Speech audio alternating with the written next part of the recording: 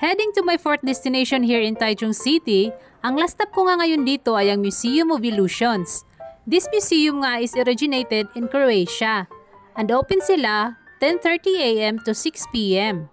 May entrance fee pala dito guys na 380 NTD. 3 floor pala ito at maliit lang to na museum. Mas magandang pumunta dito kung may kasama ka para may tagakuha ka ng picture. Pero kung solo traveler ka naman tulad ko, pwede ka namang makisuyo sa mga staff dito. And don't worry, English speaking naman ang mga staff dito and very approachable. At tuturuan ka pa nila kung paano mag-pose sa bawat spot dito. At huwag yung palampasin na i-try itong tunnel nila. Trinay ko nga ito at hindi ko nga nagawang tumawid sa kabila. Sobrang nakakahilo, parang bumalik yung vertigo ko.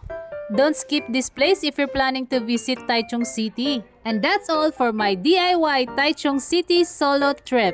Salamat sa panonood! See you sa ating next takas dito sa Taiwan! Bye!